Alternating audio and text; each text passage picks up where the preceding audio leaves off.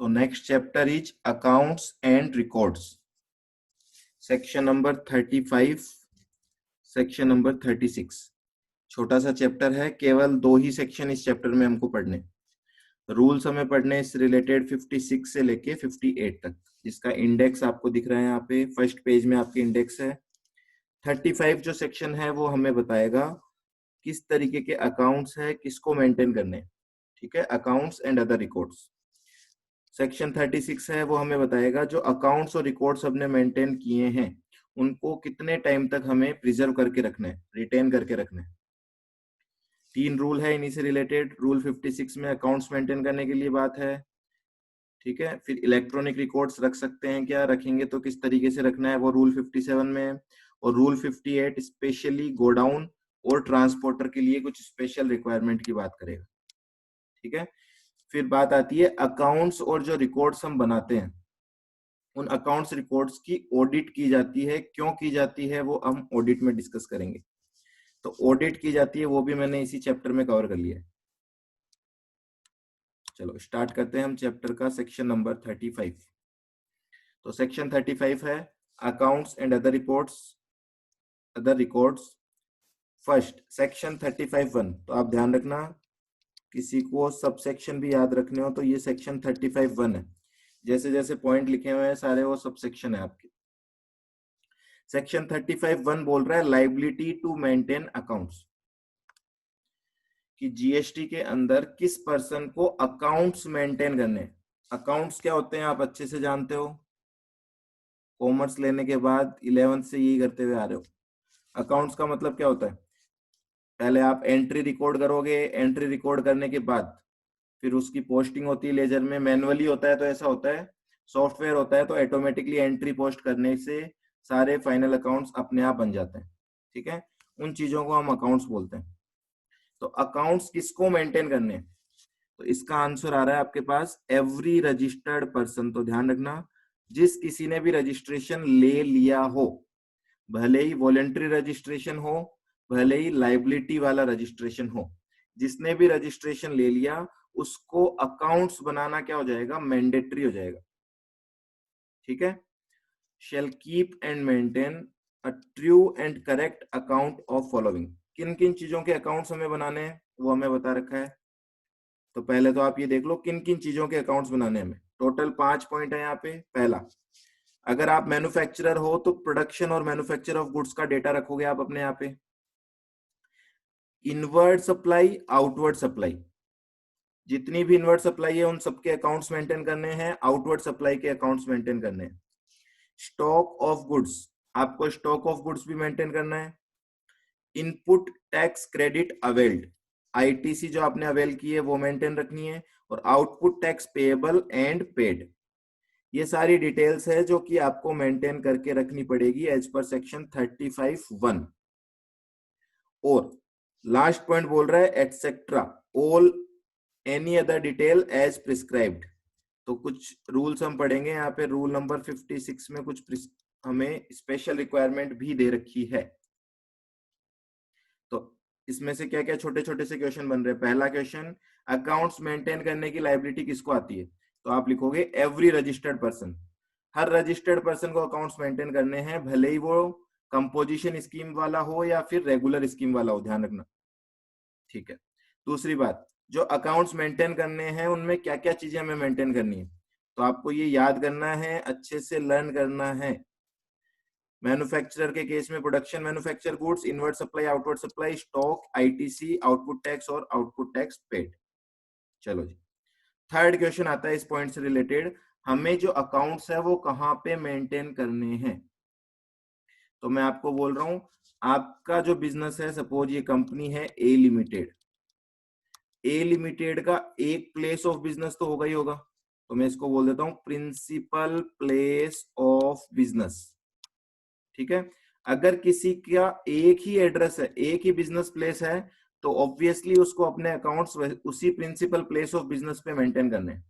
पर अगर मैं बोलूं कंपनी ने 2 ब्रांचेज ओपन कर रखी है, एक प्रिंसिपल प्लेस ऑफ बिजनेस कहलाएगा और दूसरा कहलाएगा एडिशनल प्लेस ऑफ बिजनेस। अब आती है बात कि इनके जो अकाउंट्स है सपोज इसके अकाउंट्स को मैं A1 बोल देता हूं और इसके अकाउंट्स को मैं A2 बोल देता हूं। क्या ये दोनों accounts principal place of business पे मेंटेन होने चाहिए या फिर ये दोनों अकाउंट्स अपनी अपनी सेपरेट लोकेशन पे मेंटेन होने चाहिए? हाँ जी Sneha, respective place of business, अपनी अपनी लोकेशन, वेरी गुड। इसका मतलब आपको ऑलरेडी इनके बारे में नॉलेज है। तो इसका आंसर हमें कहां दे रखा है? इसका आंसर दे रखा है हमें प्रोविजन नंबर 1 में, where more than one place of business is specified in the registration certificate, the accounts relating to each place of business shall be kept at such place of business। तो बहुत simple सा answer है, आपको हर respective place पे maintain करके रखना पड़ेगा। चलो इसमें एक पॉइंट और आता है, अगर ये अकाउंट्स जो मैंने बनाए हैं अगर ये इलेक्ट्रॉनिक अकाउंट्स हो तो इलेक्ट्रॉनिक अकाउंट्स भी हैं और साथ में सेंट्रलाइज्ड भी है,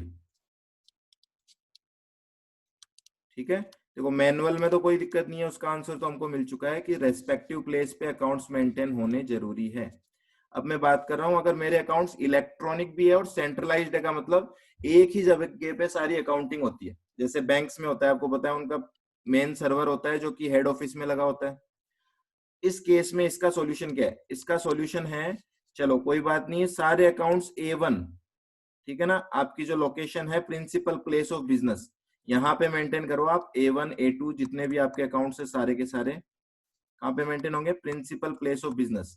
पर मोस्ट इंपॉर्टेंट, जो आपका एडिशनल प्लेस ऑफ बिजनेस है यहाँ पे एटलीस्ट A2 वाले अकाउंट्स, मतलब एडिशनल प्लेस ऑफ बिजनेस से रिलेटेड जो अकाउंट्स हैं वो क्या होने चाहिए? एक्सेसिबल होने चाहिए। अगर इलेक्ट्रॉनिक है तो एक्सेसिबल हो सकते हैं ना।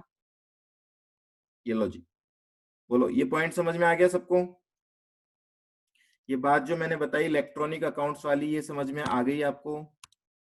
हाँ या ना? Yes, okay, very good. चलिए नेक्स्ट पे चलते हैं हम। प्रोविजन नंबर 2 क्या बोल रहा है कि अकाउंट्स को क्या इलेक्ट्रॉनिक फॉर्म में रखा जा सकता है क्या? हाँ जी, इसका आंसर है यस। तो ये हो गया आपका section number 35 sub section 1 complete.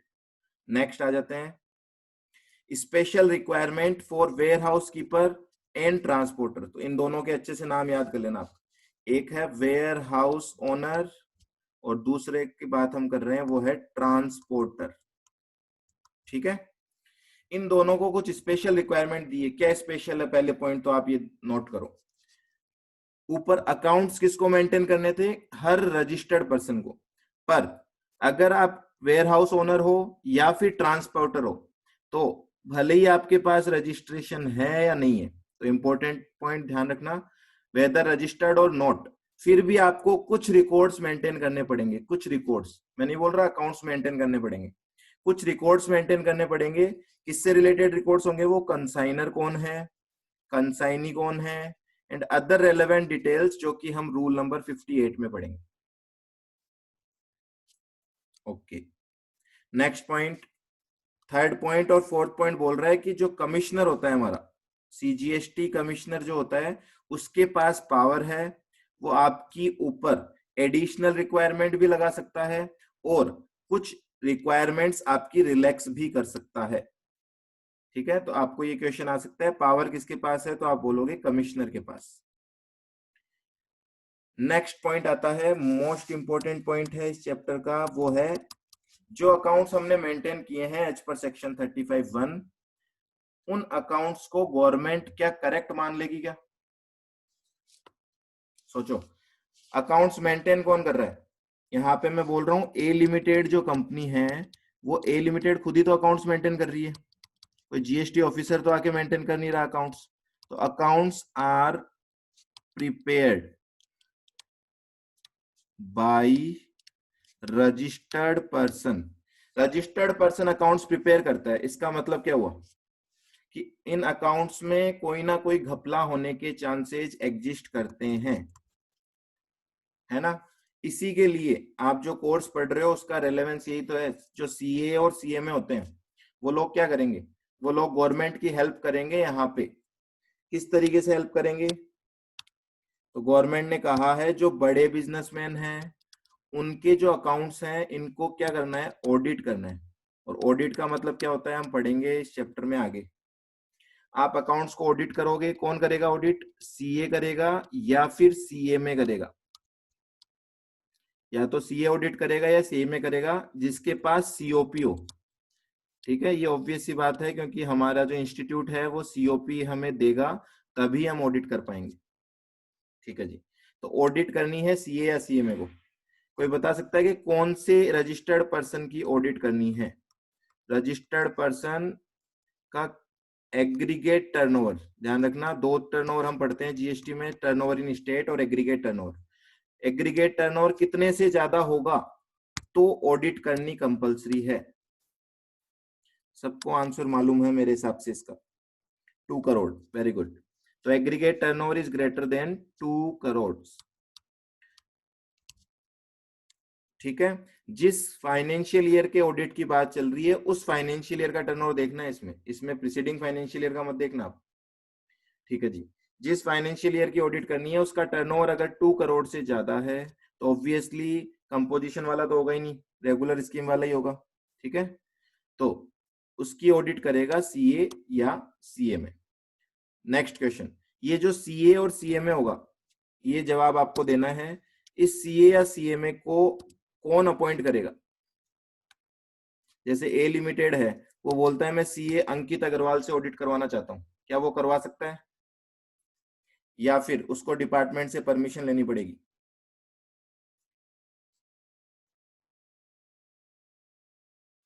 हाँ जी, आई वॉन्ट योर आंसर। क्या ए लिमिटेड अपनी चॉइस का सीए या सीएमए चूज कर सकता है क्या, परमिशन रिक्वायर्ड है आप ऐसा कह रहे हैं, तो आपका आंसर है गलत। यहाँ पे चॉइस करने का पावर किसके पास है, A limited has the choice to choose any CA और सीएमए।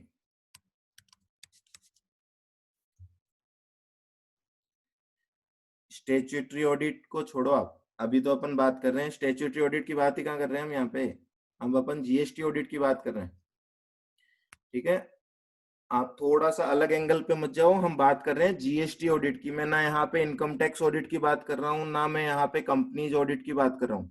हर एक्ट में अलग अलग ऑडिट की रिक्वायरमेंट्स होती है। मैं यहाँ बात कर रहा हूँ जीएसटी में जो ऑडिट की रिक्वायरमेंट है। ठीक है, तो सीएसीए में कौन चूज करेगा, कंपनी खुद चूज करेगी। तो अब आप बोलोगे इसमें भी घपला हो सकता है, बेटा इसमें भी घपला हो सकता है, पर आपको पता है सीए और सीए में क्या होते हैं, प्रोफेशनल्स होते हैं, और इन पे गवर्नमेंट क्या करती है, रिलाई करती है। फिर भी अगर किसी सीए या सीएमए ने यहाँ पे रिश्वत लेके कुछ गलत काम किया, अपनी रिपोर्ट को गलत तरीके से पेश किया, तो इनके ऊपर भी एक्शन लिए जा सकते हैं। ठीक है, तो लेटर ऑन इस चैप्टर में आगे पढ़ेंगे हम कि अगर इनकी ऑडिट में भी कुछ गड़बड़ है तो आगे क्या होगा। ठीक है, यहाँ तक बात समझ में आ गई। यहां तक बात समझ में आ चुकी है हमें। देखिए क्या लिखा हुआ है यहाँ पे, every registered person whose turnover during a financial year exceeds rupees 2 crores shall get his accounts audited by a CA or CMA and shall submit a copy of audited annual accounts and reconciliation statement। तो आपको करना क्या होता है फिर यहाँ पे, कोई फॉर्म बता सकता है इसका, कौन से फॉर्म में ये रिकंसिलिएशन स्टेटमेंट और ऑडिटेड एनुअल अकाउंट सबमिट होते हैं। GSTR 9C करेक्ट है क्या, करेक्ट बोला क्या मैं, करेक्ट, नो आइडिया। ओके जी, अब तो जियो की बात करो, आइडिया को छोड़ो। चलिए जी, यहां तक बात समझ में आ गई। अब आगे हम बात कर रहे हैं, इसमें एक प्रोविजो आया हुआ है। प्रोविजो क्या बोल रहा है, प्रोविजो बोल रहा है कि भैया सीए और सीएमए को आपकी औकात बता रहा है। वो क्या बोल रहा है कि अगर किसी भी बॉडी की ऑडिट सीएजी ने की है तो सीए सीएमए उसको टच नहीं कर सकता, तो उसकी ऑडिट करने की रिक्वायरमेंट खत्म। अब सीएजी किसकी ऑडिट करता है आपको पता ही है, तो यहाँ लिखा हुआ है साफ साफ, देखो, books of accounts of central government, state government, local authority, मतलब इनका कोई भी डिपार्टमेंट होगा ना, कोई भी department central government, state government और लोकल अथॉरिटी का है, और उसकी ऑडिट किसने की है, या तो सीएजी ने की होगी या कोई स्टेच्यूटरी ऑडिटर ने की होगी लोकल अथॉरिटी के केस में। ठीक है, लोकल अथॉरिटी के केस में किसी स्टेच्यूटरी ऑडिटर ने की होगी, तो ऐसे केस में वहां पे जीएसटी ऑडिट की रिक्वायरमेंट क्या हो जाती है, खत्म हो जाती है। क्योंकि आप ऑब्वियसली समझ सकते हो, इन लोगों की और किस ऑडिट की हुई को क्या कोई सीए या सीए में दोबारा ऑडिट करेगा तो अच्छा लगेगा क्या? ना जी ना। ओके, नेक्स्ट पे आ जाते हैं। नेक्स्ट सेक्शन है हमारा डीम्ड सप्लाई। ये बहुत इंपॉर्टेंट पॉइंट है, प्रैक्टिकली भी आप इसको देखोगे तो ये बहुत यूजफुल सेक्शन है आपके लिए। ये क्या बोल रहा है, हमने ऊपर पढ़ा था कि रजिस्टर्ड पर्सन को अकाउंट्स मेंटेन करने, कहाँ मेंटेन करने, प्रिंसिपल प्लेस ऑफ बिजनेस है तो वहां पे, और अगर कोई एडिशनल प्लेस ऑफ बिजनेस भी आपने खोल रखा है तो उसके कंसर्न अकाउंट्स वहां होने चाहिए। अगर इसमें कोई गड़बड़ करते हो ना आप, देखो क्या लिखा हुआ है, subject to the provisions of section 17(5)(h), तो इसको तो छोड़ो, आप 17(5)(h) क्या होता है वो भी देखेंगे। Where the registered person fails to account for the goods or service or both in accordance with section 35(1), the proper officer shall determine the amount of tax payable on the goods or services or both that are not accounted for, as if such goods, services or both has been supplied by such person, and the provisions of section 73 and 74 as the case may be shall mutatis mutandis apply for determination of such tax।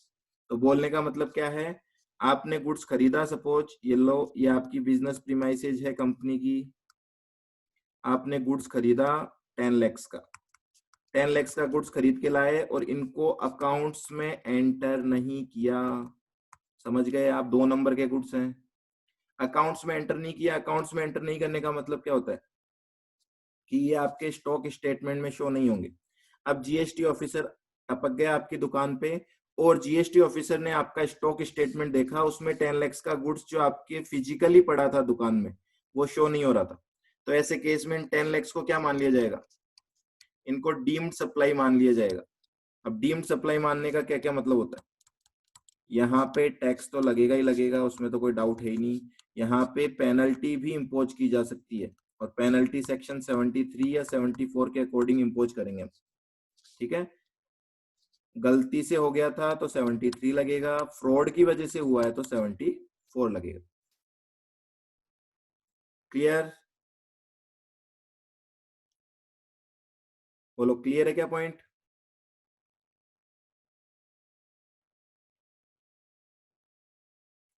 Clear, section 35 इतना ही है, ये हो गया खत्म आपका। Next आते हैं हम section number 36। Section 36 most important, period of retention of accounts. जो अकाउंट्स रिकॉर्ड्स हमने बनाए हैं, जितनी भी इंफॉर्मेशन अभी तक पढ़ी है, कुछ आगे भी पढ़ेंगे, वो अकाउंट्स रिकॉर्ड्स हमें कितने टाइम तक प्रिजर्व करने हैं। तो आंसर बहुत सिंपल सा है, पर इसको आंसर लिखने में गलती कर देते हैं। देखो, दिखने में आपको यहाँ पे नजर आ रहा होगा कि 6 years तक मेंटेन करने हैं, पर 6 years कहाँ से स्टार्ट होंगे वो भी तो इंपॉर्टेंट है। 6 साल तक मेंटेन करने हैं, कहाँ से 6 साल, तो मैं बात कर रहा हूँ सपोज फाइनेंशियल ईयर 2018-19 के जो मेरे जितने भी 18-19 से जुड़े हुए जितने भी मेरे इनवॉइसेज हैं, देखो रिकॉर्ड्स किसको बोलते हैं, इनको ही तो बोलते हैं ना। कोई इनवॉइस होगा, डेबिट नोट है, क्रेडिट नोट है, वाउचर्स थे बहुत सारे, रिसिप्ट वाउचर, पेमेंट वाउचर, ठीक है, जितने भी डॉक्यूमेंट्स थे, ये डॉक्यूमेंट्स प्लस मैंने अकाउंट्स बनाए होंगे। इस पूरे फाइनेंशियल ईयर के जितने भी डॉक्यूमेंट्स हैं, इनको कब तक प्रिजर्व करना है मुझे, कौन बताएगा एक्चुअल डेट? 6 साल कहाँ से स्टार्ट होते हैं? 31 मार्च से 6 साल लेते हैं क्या हम? कोई बता सकता है क्या?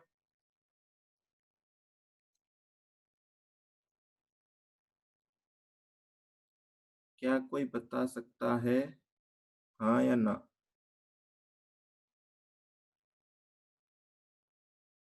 31 मार्च 2020 तो कैसे होगा? अच्छा, 31 मार्च 2020 से स्टार्ट करेंगे, नहीं। तो देखो अच्छे से सुनो, अब यहाँ पे हमें सबसे पहले तो ये पता करना है इसकी एनुअल रिटर्न की ड्यू डेट क्या है। फाइनेंशियल ईयर 2018-19 के एनुअल रिटर्न की ड्यू डेट, तो ऑब्वियसली एनुअल रिटर्न की ड्यू डेट क्या आएगी, मार्च के बाद आएगी। अब ये तो याद होगा किसी को, एनुअल रिटर्न की ड्यू डेट होती है 31 December of next financial year, मतलब 2019। यहां से 6 साल आपको गिनने। अब बता दो, अब बताओ यहां से 6 साल कब खत्म होंगे? 31 दिसंबर 2025। ठीक है, यहां तक आप ये सारी चीजें मेंटेन करके रखोगे फाइनेंशियल ईयर 18-19 से रिलेटेड। अच्छे से सजा के रख देना इनको अलमीरा में, अगरबत्ती करते रहना। इनमें से कोई भी डॉक्यूमेंट खो गया तो आपकी खैर नहीं है। ठीक है, बिजनेस आपका है पर कंट्रोल गवर्नमेंट का है। अगर इन पन्नों में से पन्ना कोई खोया तो आपके ऊपर भी क्या लग जाएगा? डिस्ट्रॉय के केस में। डिस्ट्रॉय के केस में फिर होता है, आपको पता है, बेस्ट जजमेंट असेसमेंट। जब आप डिटेल्स नहीं दे पाओगे डिपार्टमेंट को तो डिपार्टमेंट बजा देगा आपकी। ठीक है, तो ये डेट इंपॉर्टेंट है, इसको याद कर लो एक तो। चलो ये तो हो गया मैटर। अब इसमें एक स्पेशल केस की बात कर रहा हूं मैं। सपोज फाइनेंशियल ईयर 18-19 से रिलेटेड आपके और डिपार्टमेंट के बीच में कोई डिस्प्यूट हो गया और डिस्प्यूट चला गया किसी कोर्ट में। ठीक है, और कोर्ट का फाइनल डिसीजन आता है सपोज यहां पे,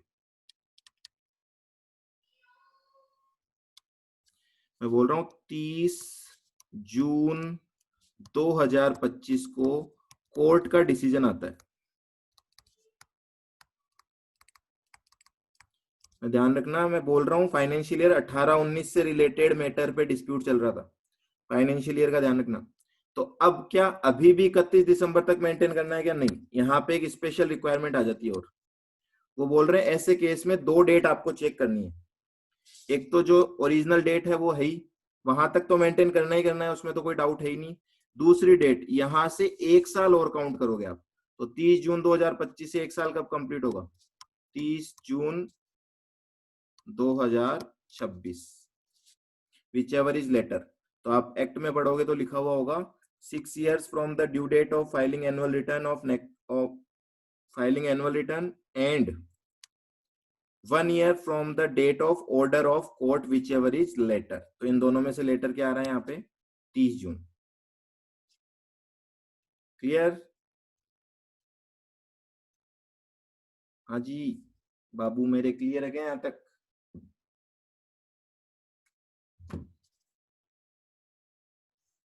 क्लियर है, क्लियर? ओके जी, क्लियर है तो यहाँ पे आ जाओ, एक बार नोट से स्टडी कर लेते हैं फटाफट। पॉइंट नंबर 1 बोल रहा है 6 years वाली कंडीशन, वो हो गई हमारी। पॉइंट नंबर 2 बोल रहा है इन केस ऑफ अपील और इन्वेस्टिगेशन, अगर कोई अपील इन्वेस्टिगेशन चली है तो वहां पे जो आपका ऑर्डर आया, देखो यहाँ पे लिखा हुआ है, ये रहा,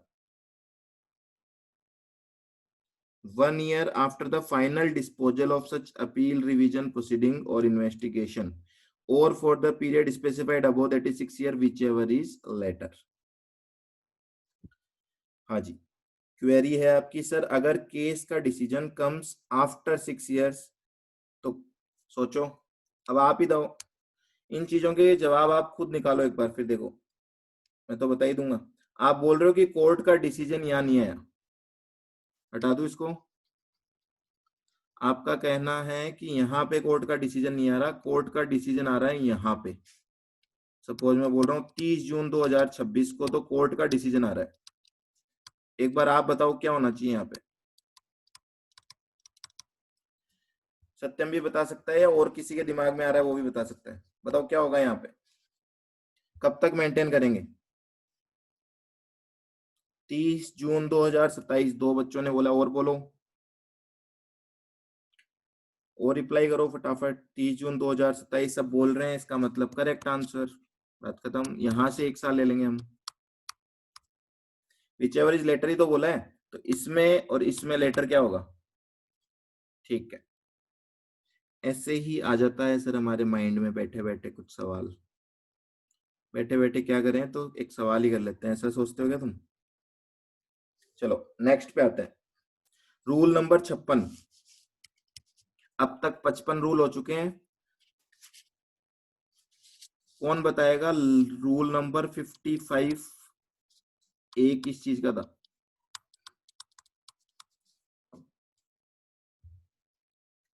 अब मैं चेक कर रहा हूं आपको पढ़ा हुआ याद है कि नहीं है। गलत। रूल नंबर 55 ए बोला है मैंने।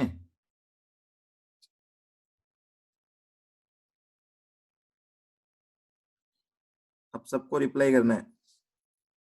ना जी ना, न्यू सेक्शन 31 ए नहीं था वो। और ट्राई करो।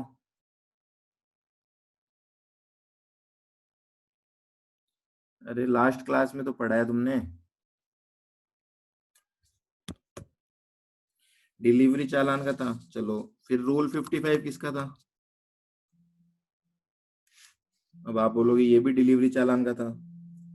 रूल 55 डिलीवरी चालान का था। रूल 55 ए क्या था कि अगर ई वे बिल नहीं ले जा रहे तो यहाँ पे टैक्स इनवॉइस या बिल ऑफ सप्लाई की कॉपी हमें लेके जानी पड़ती है। इसका मतलब लास्ट क्लास अच्छे से आपने अभी तक स्टडी नहीं की है। ठीक है, अब आ जाते हैं हम रूल्स के ऊपर।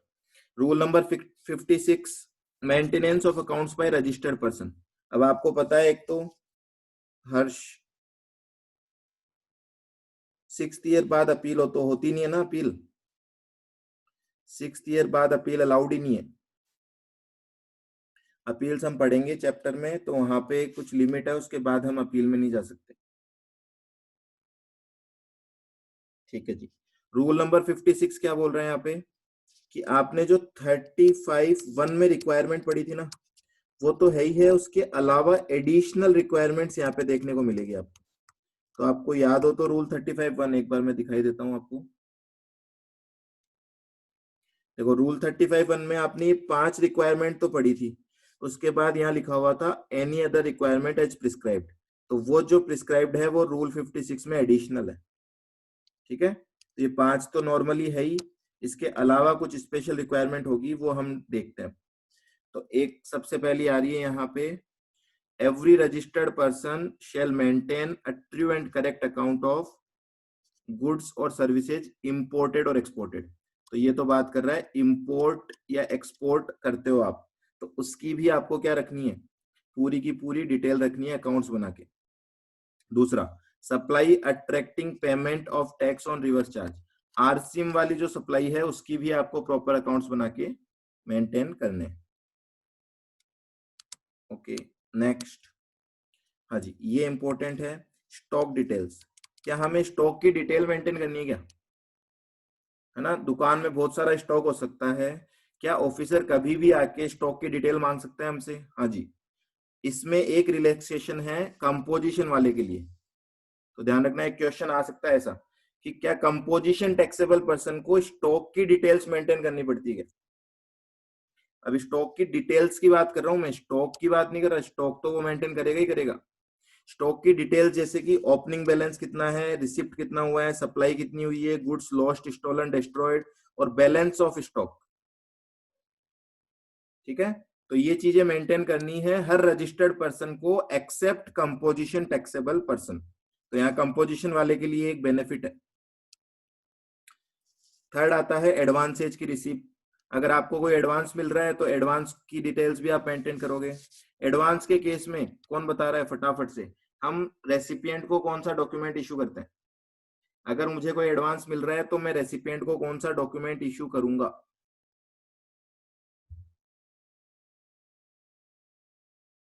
Receipt voucher, very good. तो इसका आंसर है रिसिप्ट वाउचर, हम रेसिपिएंट को दे देते हैं, और ये पूरी की पूरी डिटेल हमारे पास मेंटेन्ड होनी चाहिए। स्टॉक वाला, स्टॉक क्या होता है, देखो आपके बिजनेस में सपोज आप मोबाइल की शॉप है आपकी, है ना, तो मोबाइल की शॉप में आप ये बोलोगे कि 1 अप्रैल को, 1 अप्रैल छोड़ो, चलो 1 मई 2020 को आपको पूरी डिटेल मेंटेन करनी है। कैसे? ओपनिंग बैलेंस क्या था, तो हर मोबाइल के लिए अलग अलग करोगे ना। तो मान लेते हैं कोई मॉडल लिख रहा हूं मैं A1, A1 का ओपनिंग स्टॉक था सपोज 100 मेरे पास, मैंने आज और कितने रिसीव किए, कितने परचेज किए, 20 और परचेज कर लिए मैंने, 120 हो गए। इसमें से मैंने कितने सप्लाई कर दिए, मान लो इसमें से मैंने 50 सप्लाई कर दिए। फिर वो बोल रहा है एक कॉलम वो भी बना दो कि कोई लॉस्ट हो गया हो, डिस्ट्रॉय हो गया हो। ठीक है, तो ऐसा तो नॉर्मली तो होगा नहीं। और लास्ट में क्लोजिंग बैलेंस बता दो। ये सारी डिटेल मेंटेन होनी चाहिए। ऐसा नहीं है ऑफिसर आए बोले देख ले दुकान में जितने पड़े हैं वो स्टॉक है और क्या, ऐसा नहीं होगा। आपसे ऑफिसर आके बोलेगा स्पेसिफिकली भैया पूरे स्टॉक की डिटेल दो हमें, कितना स्टॉक था, कितना आया है, कितना गया है, कितना क्लोजिंग बचा है। आ रही बात समझ में? तो आपकी क्लोजिंग 70 यूनिट्स हो जाएगी। सर कंपोजिट केस में रिलैक्सेशन का फायदा तो हुआ ही नहीं, क्यों नहीं हुआ? ये डिटेल नहीं मांगेंगे ना आपसे कंपोजिशन के केस में, कैसे नहीं हुआ फायदा बताओ? How the benefit is not given, income tax में मेंटेन होती है। लाला मेरे, अब मेरी बात सुनो, आप अच्छे से सुनना मेरी बात। अब कंपनी है ए लिमिटेड और टर्नओवर रहता है इस कंपनी का सपोज 50 lakhs, है ना? अब मैं बात कर रहा हूं जीएसटी में मैंने ले रखी है कंपोजिशन स्कीम, कोई दिक्कत नहीं है। इनकम टैक्स में मैंने ले रखा है प्रिजम्पटिव टैक्सेशन। क्या ले रखा है? प्रिजम्पटिव। प्रिजम्पटिव जानते हो ना आप, कितने परसेंट की स्कीम होती है प्रिजम्पटिव? कंपोजिशन स्कीम तो मैं चलो गुड्स की बात कर रहा हूं तो 1% की स्कीम हो गई। प्रिजम्पटिव स्कीम कितने परसेंट की होती है? मोबाइल शॉप पे बोलो बाबू। 6% and 8%, very good. Digital transaction है तो 6% होगा, अदरवाइज 8% होगा। अब बताओ मुझे, क्या इसको स्टॉक की डिटेल रखनी है क्या? इनकम टैक्स का प्रिजम्पटिव सेक्शन क्या बोलता है कि कोई डिटेल नहीं रखनी भैया, ना तो अकाउंट्स रखने। अब और ये चीज भी देखना है यहाँ पे, इनकम टैक्स वाले तो बोल रहे हैं अकाउंट्स ही मेंटेन मत करो, कोई अकाउंट्स की जरूरत नहीं है।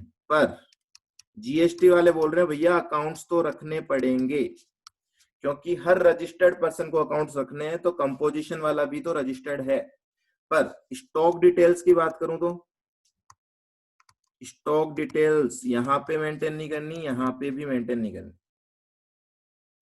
अब आगे बात समझ में? अब क्लियर है? हाँ जी Shane Watson, okay perfect. Next पे आ जाएंगे अब। तो एक क्वेश्चन आपके लिए बना है यहाँ पे कि कंपोजिशन वाले को क्या रिलैक्सेशन दे रखा है हमें अकाउंट्स में। तो आप लिखोगे, स्पेसिफिकली लिखोगे आप कि हमें रूल नंबर याद हो तो लिख देना, नहीं हो तो आप लिख देना एज पर सीजीएसटी रूल्स 2017। आपको स्टॉक की डिटेल्स मेंटेन नहीं करनी कंपोजिशन के केस में, ठीक है? दूसरा एक और इंपॉर्टेंट है यहाँ पे, देखो ये भी रिलैक्सेशन है कंपोजिशन वाले के लिए।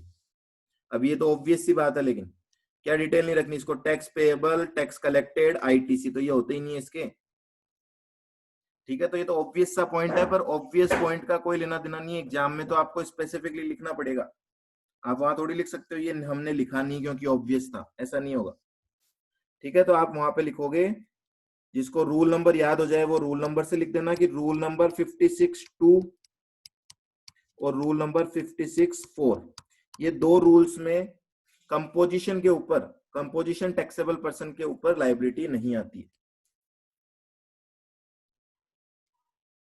ओके, चलें आगे। ओके जी, नेक्स्ट पॉइंट आ रहा है कि आप जो बिजनेस कर रहे हो, आपके बिजनेस में जो भी सप्लायर हैं, जो भी रेसिपिएंट है, उनकी डिटेल आपके पास होनी चाहिए। सप्लायर की डिटेल तो मैंडेटरी है, रेसिपिएंट की डिटेल तभी लेनी है जब रिक्वायर्ड हो। ठीक है, तो अगर जीएसटी ऑफिसर चाहेगा तो वो कभी भी आपसे डिटेल मंगवा सकता है कि भैया आप किस किस से गुड्स सर्विसेज परचेज करते हो, हमें लिस्ट बना के दो। तो लिस्ट बना के दोगा मतलब आपके पास अवेलेबल होनी चाहिए। रेसिपिएंट की डिटेल अगर रिक्वायर्ड है तो वो भी होनी चाहिए। तो रिक्वायर्ड कब होगी? रेसिपिएंट की डिटेल कब रिक्वायर्ड होगी? एक तो जब रजिस्टर्ड रेसिपिएंट होगा ऑब्वियसली, है ना। दूसरा, एक आगे पढ़ेंगे हम, वर्क्स कॉन्ट्रैक्ट अगर आप लेते हो तो वर्क्स कॉन्ट्रैक्ट के केस में आपको अपने रेसिपिएंट की डिटेल रखना मैंडेटरी है। अब मुझे ये बताओ, एक मेरी किराने की दुकान है, ग्रोसरी शॉप है, ग्रोसरी शॉप में डेली हंड्रेड्स ऑफ कस्टमर आते हैं, क्या मुझे सब रेसिपिएंट का नेम एड्रेस मेंटेन करना पड़ेगा क्या? बताओ। अब आपने पढ़ा है डिटेल्स रिक्वायर्ड क्या क्या होती है, उसके अकॉर्डिंग आपको आंसर देना है। एक ग्रोसरी स्टोर है आपका, डिपार्टमेंटल स्टोर है, और आपके हंड्रेड्स ऑफ कस्टमर डेली आते हैं दुकान में, क्या आपसे नेम एड्रेस पूछेंगे क्या? दुकान वाला मेंटेन करेगा क्या या नहीं करेगा?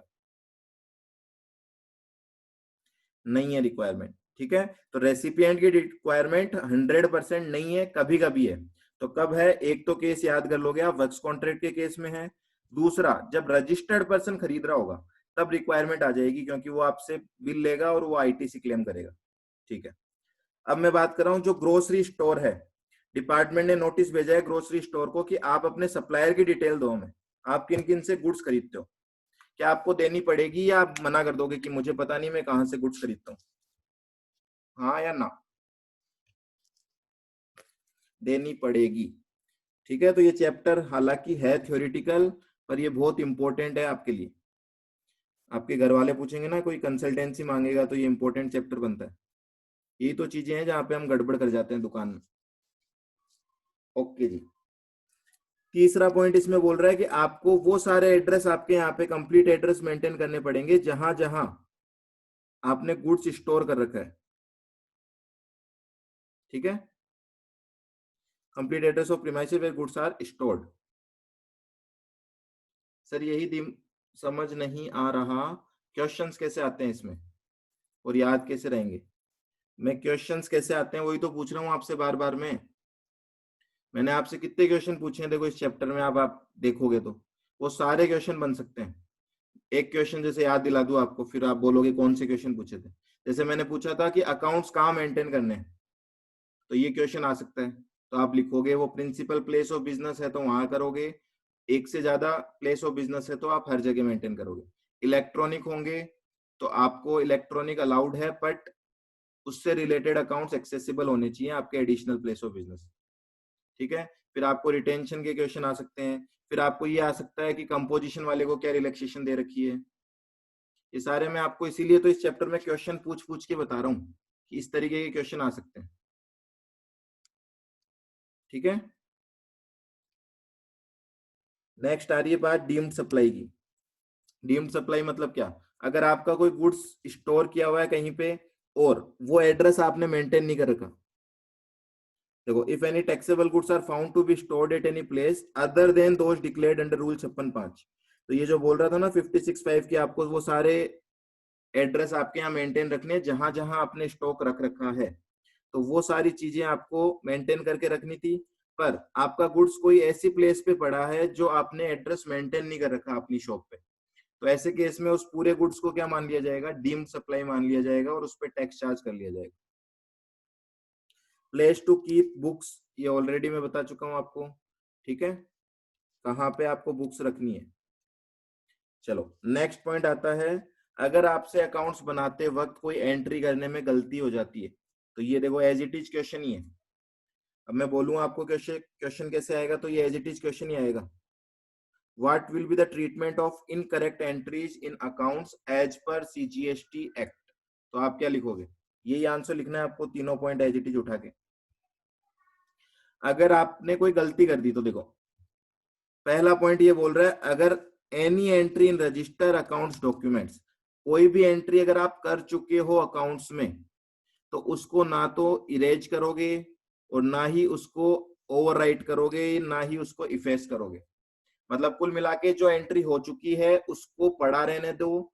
अगर वो गलत एंट्री है तो वहां पे करेक्शन एंट्री पास करनी पड़ेगी आप। ठीक है, या फिर उसको प्रॉपरली काटोगे आप, और इस तरीके से काटोगे कि वो विजिबल हो अभी भी, है ना, और वहां पे अपने साइन कर दोगे। तो ये तरीका है आपको इनकरेक्ट एंट्री सुधारने का।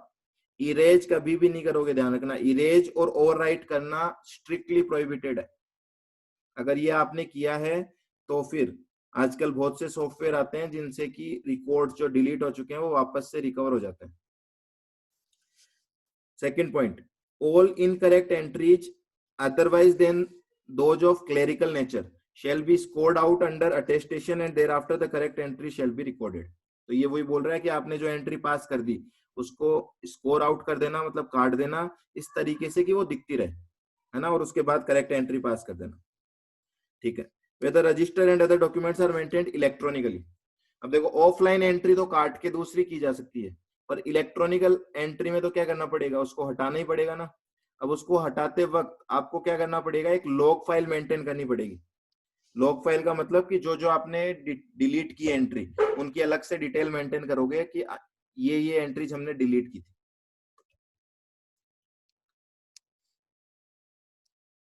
Next point, books must be serially numbered. Books का नंबर आपको सीरीज से चलाना है 1 2 3 4 इस तरीके से। 10th पॉइंट बोल रहा है अनलेस अदरवाइज प्रूव्ड, अगर आपके नाम का कोई अकाउंट्स मिस्टर एक्स के यहाँ मिला है ना, सपोज मैं बोल रहा हूं मिस्टर ए के नाम की बुक्स मिस्टर एक्स के घर पे मिली है, तो ये मिस्टर एक्स के यहाँ पे जो बुक्स मिली है जिसपे मिस्टर ए का नाम लिखा हुआ है, डिपार्टमेंट किसकी बुक्स मानेगा, ये मिस्टर ए की के मिस्टर एक्स की, तो इसको माना जाएगा books of mister A. Prima fascia, ध्यान रखना, प्राइमा फेशिया इन बुक्स को माना जाएगा मिस्टर ए का, क्योंकि इन बुक्स पे किसका नाम आ रहा है, मिस्टर ए का। अब मिस्टर ए से गवर्नमेंट नोटिस भेज के पूछेगी, मिस्टर ए प्रूव कर देता है मेरी बुक्स नहीं है, तो फिर issue resolve. Otherwise prima fascia ये बुक्स उसी की मानी जाएगी जिसका नेम इसके ऊपर दिखाई दे रहा है, ठीक है। बोलो यहां तक क्लियर है क्या पॉइंट्स? बहुत इजी सा चैप्टर है, आप पढ़ोगे इसको तो आपको पता लगेगा कि कुछ भी नहीं है इसके अंदर। इसीलिए मैं थोड़ा सा स्ट्रेस डाल रहा हूँ बोलते वक्त कि क्वेश्चन किस तरीके के बन रहे हैं, ठीक है। वो क्वेश्चन देखने में ऐसे लगते हैं कि पता नहीं इनका क्या आंसर होगा, पर सारे आंसर इसके अंदर हैं, मैंने आपको क्वेश्चन पूछ पूछ के पढ़ाया। हाँ, अब जो क्वेश्चंस बन रहे हो वो देखो क्या हो रहा है। अब हम बात कर रहे हैं स्पेशल रिक्वायरमेंट्स।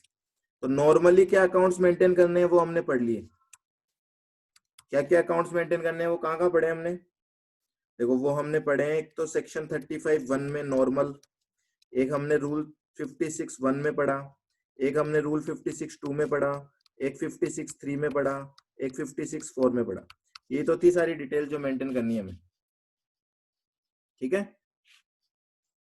अब बात आ रही है कुछ स्पेशल लोगों के लिए रिक्वायरमेंट। तो एक तो एजेंट के लिए कुछ स्पेशल रिक्वायरमेंट है, एक मैन्युफैक्चरर के लिए कुछ स्पेशल रिक्वायरमेंट है, एक सर्विस प्रोवाइडर के लिए कुछ स्पेशल रिक्वायरमेंट है, एक वर्क्स कॉन्ट्रैक्टर के लिए कुछ स्पेशल रिक्वायरमेंट है ना, और एक है C&F एजेंट के लिए।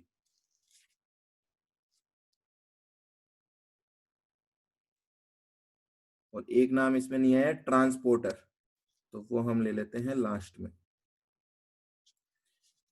Ware house owner and transporter. तो आप कुल मिला के अगर काउंटिंग करना चाहो तो टोटल 7 पर्सन है जिनको स्पेशली रिक्वायरमेंट है। तो 7 क्वेश्चन यहाँ पे बन रहे हैं आपको साफ साफ, इनका नाम लिख के आएगा कि क्या एजेंट को स्पेशल रिक्वायरमेंट है अकाउंट्स या रिकॉर्ड्स मेंटेन करने की, तो क्या क्या स्पेशल डॉक्यूमेंट्स इनको मेंटेन करने। तो देखो पहले हम बात करें, सब 7 की बात करनी है हमें, पहले हम एजेंट की बात कर रहे हैं। एजेंट को क्या क्या स्पेशल डॉक्यूमेंट मेंटेन करने, पहला एजेंट को अपने सारे प्रिंसिपल से जो कॉन्ट्रैक्ट हो रखा है उसकी कॉपी रखनी है, मतलब अथोराइजेशन रखना है ना। एजेंट क्या होता है, किसी प्रिंसिपल के बिहाफ पे या तो परचेज कर रहा होगा या फिर सेल कर रहा होगा, उसको हम एजेंट बोलते हैं। तो एजेंट को अपने जितने भी प्रिंसिपल्स हैं उन सारे प्रिंसिपल का जो अथॉरिटी लेटर है, मतलब जो अपॉइंटमेंट लेटर है, कॉन्ट्रैक्ट है, उनकी कॉपी रखनी है। दूसरा, एजेंट के पास अगर कोई गुड्स हैं या उसने रिसीव किए हैं ऑन बिहाफ ऑफ प्रिंसिपल, तो ऐसा नहीं है कि गुड्स एजेंट ले रहा है तो एजेंट बोलेगा मेरे को कुछ नहीं पता क्या गुड्स में ले रहा हूँ, प्रिंसिपल मेंटेन करेगा, ऐसा नहीं है। एजेंट को भी मेंटेन करनी है सारी चीजें, क्या क्या, description, value, quantity of goods. और अगर एजेंट सप्लाई के लिए बनाया हुआ है तो भी सेम चीजें हैं, description, value and quantity of goods, ठीक है। फिर हमने जितनी बार प्रिंसिपल को अकाउंट स्टेटमेंट भेजा होगा उस अकाउंट स्टेटमेंट की कॉपी हमें रखनी है हमारे पास। और लास्ट है कोई टैक्स पेड ऑन रिसिप्ट और सप्लाई, हमने कोई टैक्स पेड किया है प्रिंसिपल के बिहाफ पे तो वो उसकी डिटेल। तो कोई बहुत डिफिकल्ट पॉइंट नहीं है, छोटे छोटे से 5 पॉइंट आपको याद करने हैं यहाँ पे कि एजेंट को क्या क्या स्पेशल चीजें मेंटेन करनी है। चलो, मैन्युफैक्चरर का तो बहुत सिंपल है। मैन्युफैक्चरर को क्वांटिटेटिव डिटेल्स मेंटेन करनी है। किस चीज की क्वांटिटेटिव डिटेल्स? रॉ मटेरियल की और सर्विसेज यूज्ड की। मतलब मैं बोल रहा हूं अगर ये फैक्ट्री है तो इन्होंने क्या रॉ मटेरियल खरीदा है, क्या सर्विसेज ली है, इसकी क्वांटिटेटिव डिटेल होनी चाहिए इनके पास। क्वांटिटेटिव का मतलब कि स्पेसिफिकली कितनी क्वांटिटी रॉ मटेरियल यूज आया है, कितनी क्वांटिटी सर्विसेज की यूज आई है हमारे पास। ठीक है, और इसको यूज करने से जो प्रोडक्ट निकला है उसकी डिटेल होनी चाहिए। अगर उसमें प्रोडक्ट में एक तो फाइनल प्रोडक्ट होगा, एक उसमें वेस्ट एंड स्क्रैप होंगे, तो ये सारी डिटेल मेंटेन करनी है आपको। ठीक है, थर्ड रिक्वायरमेंट आती है सर्विस प्रोवाइडर की। सर्विस प्रोवाइडर के केस में क्या बोल रहे हैं, उसको भी क्वांटिटेटिव डिटेल्स मेंटेन करनी है। किसकी?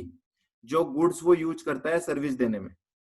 तो आपको याद हो पहले भी मैंने आपको इसका एग्जांपल दिया है, जैसे कि ब्यूटी पार्लर, सैलून वाले होते हैं, ठीक है ना। तो सैलून वाले को क्या मेंटेन करना है यहाँ पे कि वो सर्विस देने में कितना गुड्स यूज कर रहा है, उसकी डिटेल मेंटेन करेगा वो। अब इसको डिपार्टमेंट किस तरीके से यूज करेंगे इंफॉर्मेशन को, ये डिपार्टमेंट के ऊपर है। ठीक है, हमें तो लाइबिलिटी है मेंटेन करने की। मेंटेन करके डिपार्टमेंट उससे क्या इंफॉर्मेशन निकालता है, क्या सीआईडी का दिमाग लगाता है, वो उनके ऊपर है। चलो नेक्स्ट, ये मेरे हिसाब से इंपॉर्टेंट पॉइंट है। अगर स्पेशल रिक्वायरमेंट पूछते हैं तो एक तो वर्क्स कॉन्ट्रैक्टर वाला ज्यादा इंपॉर्टेंट है और एक ट्रांसपोर्टर और वेयरहाउस कीपर वाला। हाँ जी, वर्क्स कॉन्ट्रैक्ट की एक स्पेशल रिक्वायरमेंट तो मैंने आपको ऊपर बोली थी, वो यही लिखी हुई है, क्या कि इसको अपने रेसिपिएंट की डिटेल मेंटेन करनी है। ठीक है, देखो वन बाय वन देखते हैं। Every registered person executing works contract shall keep separate accounts for work contract showing name and address of the person on whose behalf the works contract is executed. मतलब कुल मिला के recipient. दूसरा, description value and quantity of goods services received, description value quantity of goods service utilized। तो एक works contractor है जो कि बिल्डिंग बना रहा है ना, हमने कॉन्ट्रैक्ट ले रखा है किसी की फैक्ट्री बनाने का। तो हमने जो गुड्स खरीदा है, बिल्डिंग मटेरियल खरीदा है, हमने जो आर्किटेक्ट की सर्विसेज ली है, वो जितनी हमने गुड्स खरीदा है वो डिटेल भी होनी चाहिए, कितना उसमें से यूटिलाइज कर लिया हमने वो डिटेल भी होनी चाहिए। Next, the detail of payment received, जो पेमेंट हमें मिला है उसकी डिटेल भी मेंटेन करनी है। And name and address of supplier, तो ये देखो ये दोनों पॉइंट तो नॉर्मल लाइबिलिटी में भी आते हैं, ठीक है, पर फिर भी आपको अलग से अगर वो रूल का नंबर देके पूछेंगे तो आपको ये भी लिखना है। बाकी ये डिटेल तो आप जब सेक्शन 35(1) पढ़ रहे हो वहां पे भी आ जाती है।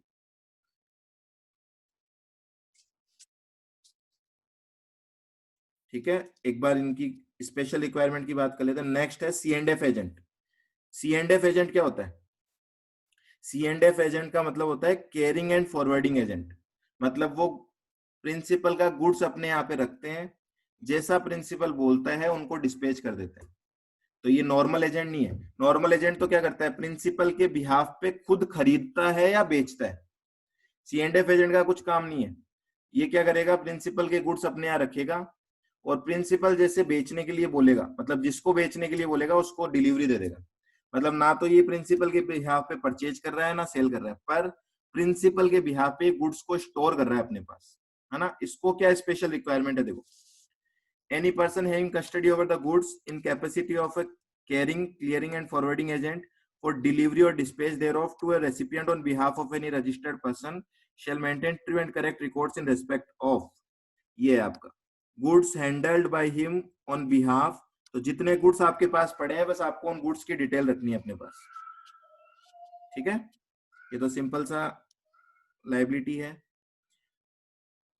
और ट्रांसपोर्टर वेयर हाउस कीपर को हम अलग से देखेंगे। अब आ जाते हैं यहाँ पे एक पॉइंट, इलेक्ट्रॉनिक रिकॉर्ड्स हम बना सकते हैं क्या? ऑब्वियसली इसका आंसर हम ऑलरेडी जानते हैं, इलेक्ट्रॉनिक अकाउंट्स अलाउड होते हैं, आप बना सकते हो, पर उनका ऑथेंटिकेशन कैसे होगा? एक और क्वेश्चन बन रहा है यहाँ पे, देखो एक और क्वेश्चन बन रहा है कि अगर आपने अकाउंट जो है वो इलेक्ट्रॉनिक तरीके से मेंटेन कर रखे हैं, फिजिकल अकाउंट्स में तो हम क्या करते हैं, हमारे साइन कर देते हैं ना, तो वो ऑथेंटिकेट हो जाते हैं। तो सेम अगर आपने इलेक्ट्रॉनिक रिकॉर्ड्स रखे हैं, कौन बताएगा इलेक्ट्रॉनिक रिकॉर्ड्स को किस तरीके से साइन किया जा सकता है? Digital signature. Very good. तो ये क्वेश्चन ऐसे ही बनेंगे बस। तो ये छोटे क्वेश्चन है, बड़े क्वेश्चन भी बन रहे हैं इस चैप्टर से, पर सारे थ्योरेटिकल है। ठीक है, ये रहा सॉल्यूशन। डिजिटल सिग्नेचर आपको यूज करना पड़ेगा यहाँ पे। ओके जी। फिर आ रही है बात preservation of accounts for 6 years, जैसा कि हम ऑलरेडी पढ़ चुके हैं। Accounts maintain by registered person, सारी चीजें मेंटेन करनी है आपको, अकाउंट्स रिकॉर्ड्स वगैरह 6 साल के लिए। Where such accounts and documents are maintained manually, they shall be kept at every related place of business. ये भी आपने पढ़ रखा है कि कहाँ कहाँ हमें मेंटेन करने हैं। Where such accounts and documents are maintained digitally, they shall be accessible. तो ये बात देखो यहाँ लिखी हुई है, मैं आपको ऑलरेडी बता चुका हूँ कि अगर फिजिकली अकाउंट्स है, मैनुअल अकाउंट्स हैं, तो फिर वो हर प्लेस ऑफ बिजनेस पे मेंटेन होने चाहिए, और अगर डिजिटल हैं तो सेंट्रलाइज्ड मेंटेन कर सकते हो, पर एक्सेसिबल होने चाहिए रिलेटेड प्लेस ऑफ बिजनेस पे। और ये आती है लास्ट, ऑफिसर की पावर। प्रॉपर ऑफिसर आपको नोटिस भेजेगा और आपको ये बोलेगा भैया फाइनेंशियल ईयर 2018-19 के जितने भी अकाउंट्स हैं, जितने भी रिकॉर्ड्स हैं, बिल बुक है, फलाना डिकाना, सपोज आपके पास ऐसी 50 फाइल है ना, जिसमें टोटल आपने ये मेंटेन कर रखा है। क्वेश्चन ये है, क्या ये वो आपसे मंगवा सकता है क्या ऑफिसर? हाँ या ना? ये तो 50 लिखी है मैंने, अगर 500 मान लो यहाँ पे, तो क्या वो आपसे ये मंगवा सकता है क्या? हाँ, ये पावर है उसके पास। ठीक है, मंगवा सकता है, इसीलिए तो मेंटेन करवा रहा है आपसे, अदरवाइज मेंटेन करवाने का क्या पर्पज है? तो इतना पावर है। Every registered person shall on demand, जब आपसे मांगी जाए, produce the books of accounts which is required to maintain under any law for the time being in force. ठीक है, मांगी जा सकती है। अब एक चीज देखो, यहाँ पे जो लैंग्वेज है उसको पढ़ोगे तो एक पॉइंट और सामने आता है। यहाँ पे वो बोल रहा है कि आपने जो अकाउंट्स मेंटेन किए हैं अंडर एनी लॉ, ऐसा नहीं बोल रहा कि जीएसटी में जो रिक्वायरमेंट है वो तो है ही है, वो तो ऑब्वियसली है कि जीएसटी में जो रिक्वायर्ड है वो, मान लो आपने कोई अकाउंट्स मेंटेन करे हैं इनकम टैक्स एक्ट के अकॉर्डिंग, है ना, क्या वो भी मंगवा सकते हैं क्या वो आपसे? वो भी मंगवा सकते हैं।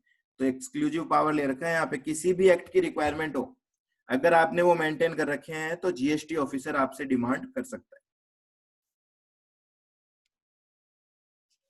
ठीक है, ओके, नेक्स्ट पे आ जाते हैं। Rule number 57, generation and maintenance of electronic records. इसमें क्या क्वेश्चन आ सकता है? इसमें एक क्वेश्चन तो ये आता है हमारे पास कि इलेक्ट्रॉनिक रिकॉर्ड्स अलाउड है क्या? हाँ जी, अलाउड है। सेकंड क्वेश्चन ये आता है कि इलेक्ट्रॉनिक रिकॉर्ड्स को कहाँ पे मेंटेन किया जाएगा? तो वो मैंने आपको बता दिया, हर प्लेस ऑफ बिजनेस पे मेंटेन होना जरूरी है, लेकिन अगर वो सेंट्रलाइज्ड है तो पूरा का पूरा मेंटेनेंस हेड ऑफिस पे हो सकता है या किसी भी एक प्लेस ऑफ बिजनेस पे हो सकता है, और बाकी सब जगह उनसे रिलेटेड रिकॉर्ड्स क्या होने चाहिए? एक्सेसिबल होने चाहिए। ये तो हो गए दो क्वेश्चन। अब यहाँ जो नया क्वेश्चन आ रहा है वो क्या, कि अगर आपने इलेक्ट्रॉनिक रिकॉर्ड्स बनाए और वो खराब हो गए, है ना, करप्ट हो गए, अब क्या होगा? अब क्या होगा? अब आपका माइंड रीड करना चाह रहा हूं मैं। बताओ आपको क्या लगता है, अगर अकाउंट्स खराब हो गए क्योंकि पेन ड्राइव में हमने रख रखे थे और पेन ड्राइव से डेटा हो गया बूम, उड़ गया सारा डेटा, अब क्या होगा? यहाँ पे किसकी जिम्मेदारी है डेटा को रिट्रीव करने की? डेटा रिकवर करने की जिम्मेदारी किसकी है? बजा होगा। वेरी गुड, बजा होगा ऑब्वियसली, पर पहले ट्राई किया जाएगा ना कि जो डेटा खो गया उसको रिकवर करने की तो कोशिश करें पहले, है ना। तो हमेशा रिक्वायरमेंट होगी रजिस्टर्ड पर्सन की। ठीक है, तो आपको क्या बोल रहे हैं, देखो आपको बोल रहे हैं भैया अच्छे से बैकअप ले लेना रिकॉर्ड्स का, हमें नहीं पता है बाद में डेटा उड़ गया, तो आप ये मत बोलना कि डेटा उड़ गया, आपकी जिम्मेदारी है, होल एंड सोल आप रिस्पॉन्सिबल हो अपने डेटा के लिए। तो बोला जा रहा है proper electronic backup of record shall be maintained and preserved in such manner that in the event of destruction of such records due to accident और natural causes the information can be restored within a reasonable period of. Mike off करना अपना।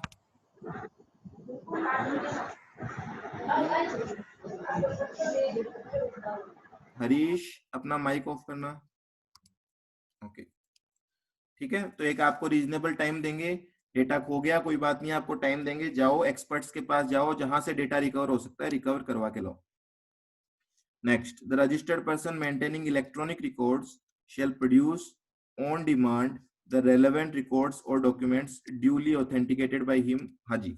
Next question क्या आता है, देखो चौथा question भी बता देता हूँ।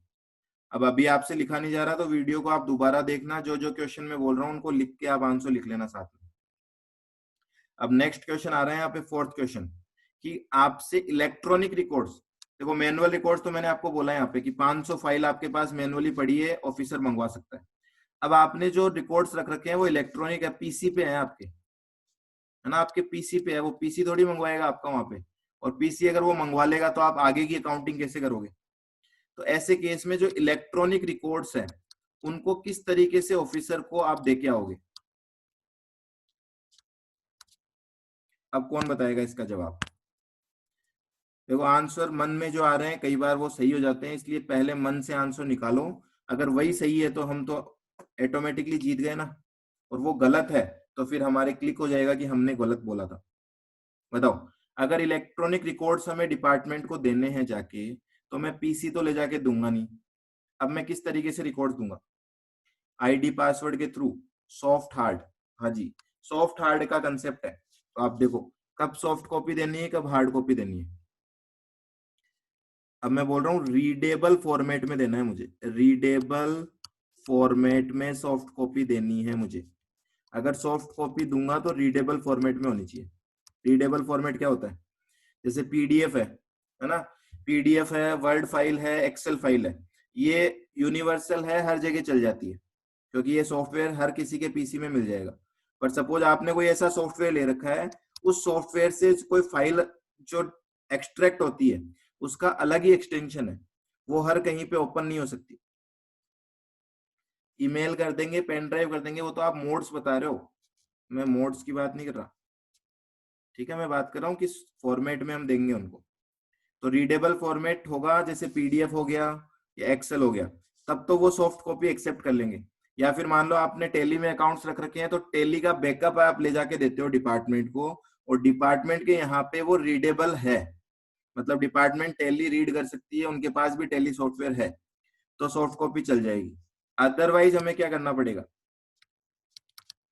हमारी फाइल कुछ इस फॉर्मेट में है जो रीड नहीं हो सकती, तो फिर हमें हार्ड कॉपी निकाल के, प्रिंट आउट निकाल के वहां पे देके आने पड़ेंगे। बात क्लियर है। ईमेल करो, पेन ड्राइव से दो, ये सब तो क्या है, मोड है कि वो सॉफ्ट कॉपी कैसे पहुंचाएंगे हम वहां पे। ईमेल हो जाएगी, आजकल तो ड्रॉप बॉक्स का लिंक चला जाता है, गूगल ड्राइव का लिंक चला जाता है, ठीक है। वो तो सारे बोलोगे आप, इसके देने के तरीके, इसके मोड्स जो है ना वो ये है आपके, कि पेन ड्राइव से देंगे, गूगल ड्राइव से देंगे, या मेल कर देंगे, ठीक है। आगे बात समझ में, इसको नोट भी करो आप, ये अभी तो याद आ रहा है आपको, बाद में दिमाग से निकल जाएगा ये। रीडेबल फॉर्मेट है तो सॉफ्ट कॉपी अलाउड है, अदरवाइज हार्ड कॉपी आपको देके आनी पड़ेगी। अब आप बोलोगे 1000 पन्ने हो रहे हैं, जो हो रहा है वो हो रहा है, उससे कोई फर्क नहीं पड़ रहा, देना है मतलब देना है, ठीक है। वो आपके और ऑफिसर के बीच की बात है। वो हो सकता है ऑफिसर आपको बोल दे चलो आप ये डेट्स के मुझे रिपोर्ट्स ला के दे दो, ठीक है, हटा दूं।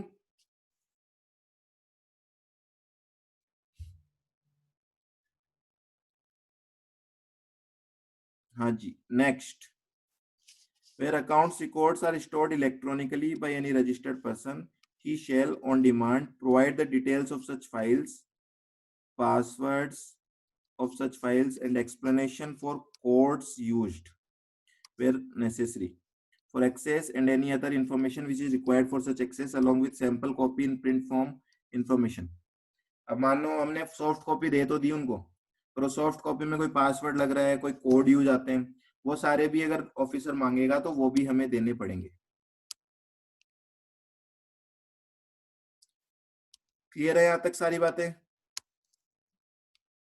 देखो एक लास्ट रूल और बचा हुआ है, उसके बाद में केवल ऑडिट प्रोविजन है।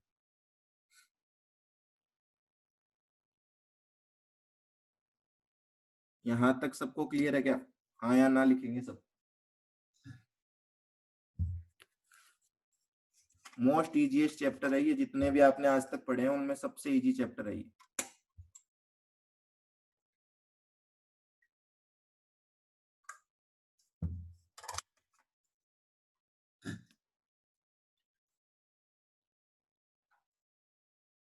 ओके, लास्ट रूल है, records to be maintained by owner और ऑपरेटर ऑफ गोडाउन और वेयरहाउस और ट्रांसपोर्टर। तो जैसे हमने बोला था कि 7 लोगों के लिए स्पेशल रिक्वायरमेंट है, उन 7 में से 5 केस तो हम ऊपर पढ़ चुके हैं। अब आ रही है बात लास्ट वाले 2 की। ये 2 कौन कौन है?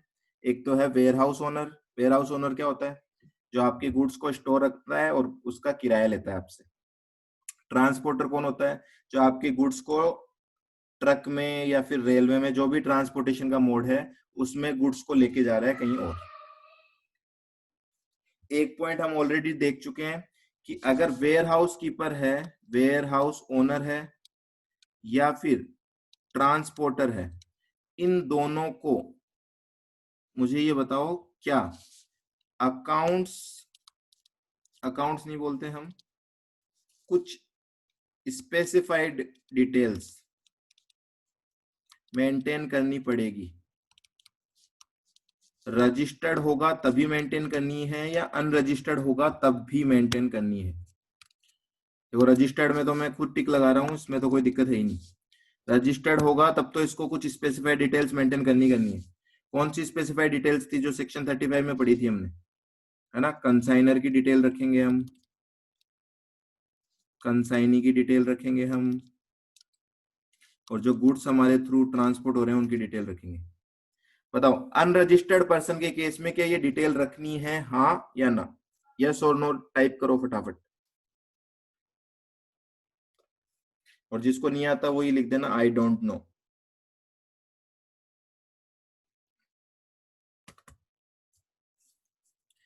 हाँ जी, हाँ जी, सबका आंसर है हाँ जी, हाँ जी। तो ये हम ऑलरेडी पढ़ चुके हैं। स्पेशल बात तो, पहली बात तो यही स्पेशल है इसमें, ठीक है? ये रजिस्टर्ड नहीं है। अब देखो अगर इनके पास रजिस्ट्रेशन है तब तो ऑब्वियसली जीएसटी नंबर इनके पास है, कुछ नहीं करना। अब इनके पास अगर रजिस्ट्रेशन नहीं है तो इनको एक एनरोलमेंट लेना पड़ेगा। एनरोलमेंट किस बात का? अरे डिपार्टमेंट को पता तो होना कि तुम वेयर हाउस ओनर हो या ट्रांसपोर्टर हो। कल को डिपार्टमेंट सोचेगी कि किसी से डिटेल मंगाऊं मैं कि कहाँ कहाँ गुड्स सप्लाई हुआ है, तो आपको कहाँ से पता लगेगा कौन ट्रांसपोर्टर है? तो जीएसटी नंबर अगर आपके पास होगा तब तो गवर्नमेंट को पता है। अगर आप अनरजिस्टर्ड हो तो आपको एनरोलमेंट कराना पड़ेगा। एनरोलमेंट के लिए जब तक हॉटस्पॉट चालू नहीं। इसका माइक चालू हो गया?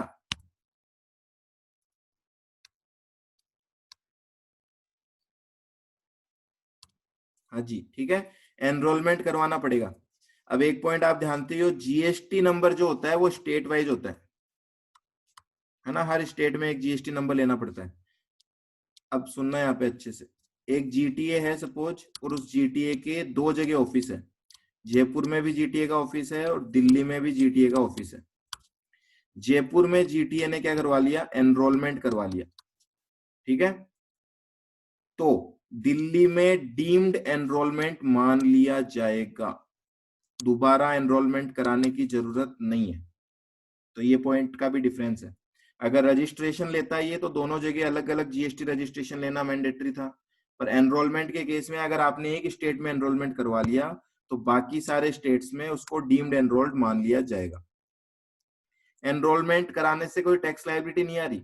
एनरोलमेंट का सिंपल सा मतलब है कि आपने गवर्नमेंट को ये बता दिया कि हम वेयर हाउस ओनर या ट्रांसपोर्टर है, ठीक है? ताकि हमसे कभी कोई डिटेल मांगनी हो तो मोस्ट वेलकम, हमें फोन करना, नोटिस भेजना, हम आपकी खिदमत में पेश हो जाएंगे। चलो जी, अब फटाफट से रीड कर लेते हैं हम। अनरजिस्टर्ड ट्रांसपोर्टर और unregistered warehouse owner shall enrol himself and submit form ENR01। तो ये एनरोलमेंट का फॉर्म है, फॉर्म इंपॉर्टेंट नहीं है, मैं आपको बहुत बार बोल चुका हूँ, ठीक है? किसी को याद करना है तो कर लेना। And upon validation of the details furnished, a unique enrollment number shall be generated and communicated to the said person। तो आपको साफ साफ दिख रहा होगा यहाँ पे कि अनरजिस्टर्ड अगर हो तो एनरोलमेंट करवाना है। Enrolment under one state shell deemed enrolment for all other states. Okay, amendment भी हो सकता है, ENR 1 में आप जब कोई इंफॉर्मेशन चेंज हो जाए तो अमेंडमेंट भी करवा सकते हो। अब आ रही है स्पेशल रिक्वायरमेंट की बात। ठीक है, ये है आपकी स्पेशल रिक्वायरमेंट कि आपको क्या स्पेशली मेंटेन करके रखना पड़ेगा।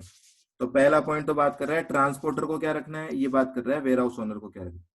ट्रांसपोर्टर को एक तो जो गुड्स उसके थ्रू ट्रांसपोर्ट हो रहे हैं उसकी डिटेल, दूसरा जो गुड्स उसके ट्रांजिट में स्टोर है उसकी detail, along with GST number of registered consignor and consignee for each of his branches। ठीक है, तो ये चीज कंसाइनर की और कंसाइनी की डिटेल इंपॉर्टेंट है यहाँ पे। तो कुल मिला के तीन ही चीज हुई, कंसाइनर, कंसाइनी और गुड्स की डिटेल। ओके जी, वेयर हाउस ओनर को क्या स्पेशल रिक्वायरमेंट है, इसको बोला है कि आपको जो गुड्स आपके पास पड़े हैं उनकी डिटेल रखनी है। क्या क्या डिटेल रखनी है, डिस्पैच, मूवमेंट, रिसिप्ट, डिस्पोजल।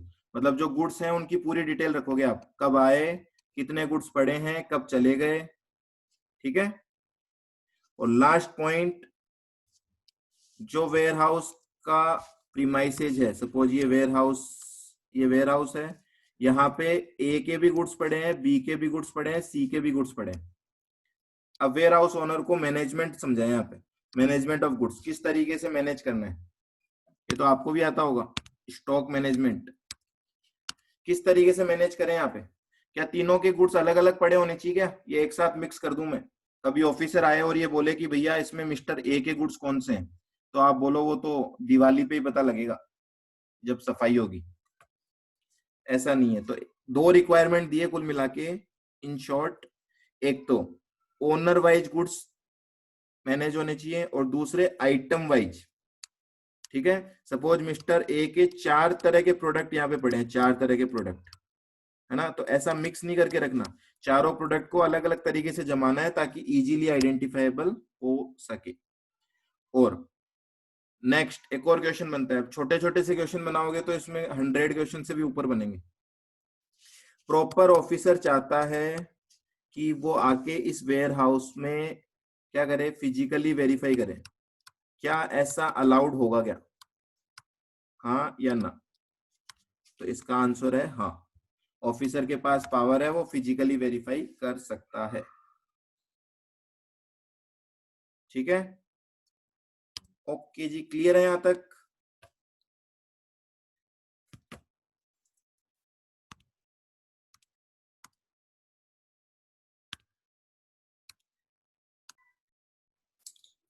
तो आज की क्लास यहीं पे खत्म करते हैं।